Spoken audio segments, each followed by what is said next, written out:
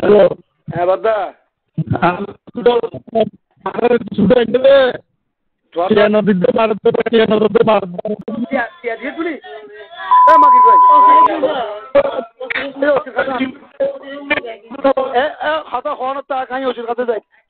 আমার স্বামীকে আমি বিরত চাই।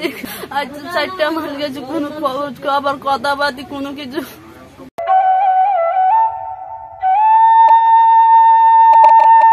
চট্টগ্রামের ফিশারি ঘাট এলাকা থেকে অপহৃত একটি বোট ও 3 জেলের প্রাণের বিনিময়ে 6 লক্ষ টাকার মধ্যে 3 লক্ষ টাকা দিয়েও মুক্তি মিলছে না 3 জেলের।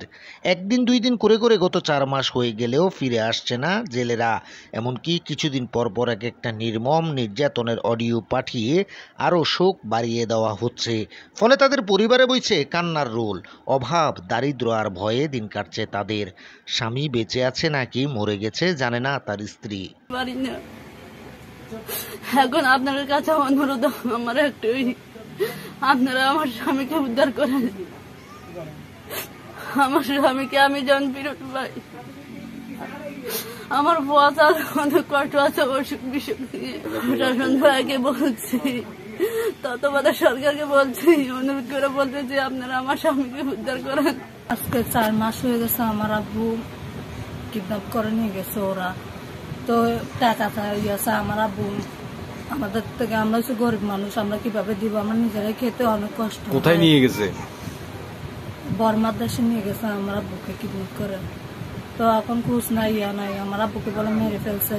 যারা মারছে না কি করছে কে জানে। এখন ওরা মিথ্যাও দেয় নাকি কি দেয় কে জানে। ভয় লাগাচ্ছে না কি লাগাচ্ছে আল্লাহ জানে। এখন মরা হোক আর যেটাই হোক আমার আব্বুকে ফিরত চাই। জানা যায় চলতি বছরের জানুয়ারির 19 তারিখ সকালের দিকে নগরের ফিশারি ঘাট এলাকা থেকে এমভি গাউসে পার্ক নামক একটি বোট ও সে বোটের অধীনে কাজ করা 3 জেলে নিখোঁজ হয়। তখন অনেক খোঁজাখুঁজির পরও তাদের পাওয়া না গেলে হঠাৎ পরদিন একটা ফোন কলের মাধ্যমে খবর আসে তাদের অপহরণ করে আটকে রাখা হয়েছে। জেলেদের জীবন বাঁচাতে হলে দিতে হবে 10 লক্ষ টাকা।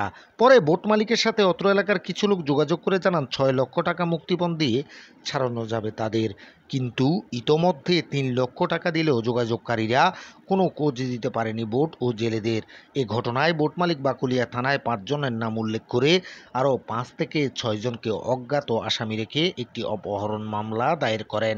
ভুক্তভোগী বোট মালিক জানান মুক্তিপণের টাকা দিয়েছি, তবুও তাদের খোঁজ নেই। আমি সরকারের কাছেও বলছি, আমি প্রশাসন ভাইকে বলছি, আমার 3টা লোক মায়ের মাঝে 7টা মাস মারধর করতেছে, বেশি অত্যাচার করতেছে। 8 লাখ টাকা দেওয়ার পরও আমার বড় দেয় নাই, আমার মানুষগুলো সারে নাই।